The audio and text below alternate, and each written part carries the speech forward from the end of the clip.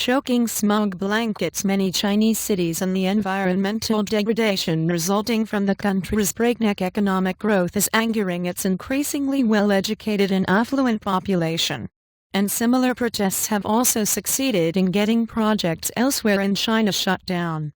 And the eastern city of Ningbo suspended a petrochemical project after days of demonstrations in November 2012, and protests forced the suspension of a paraxylene plant in the northeastern city of Dalian the year before. And the latest demonstrations, which have lasted more than 2 weeks, turned violent on Saturday, with hundreds of police descending onto the streets of Yuhang, close to the tourist city of Hangzhou. And in a statement on its website late on Saturday, the Yuan government said that all work on the incinerator had stopped, and that it would invite the public to participate in a decision on whether to press ahead with the scheme.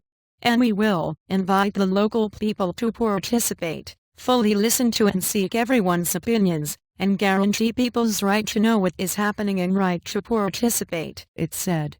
And the government added that it hoped that people would end their protests and maintain normal social public order and jointly maintain social stability.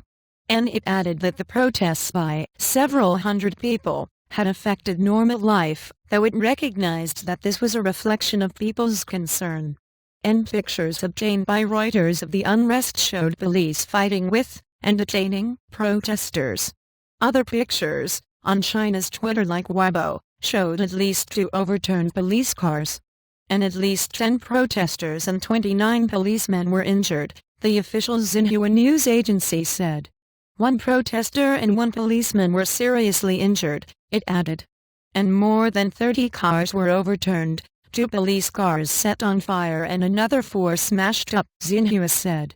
And Hangzhou, capital of prosperous Zhejiang province and best known in China as the site of a famous lake, has seen its luster dimmed in recent years by a recurrent smog problem.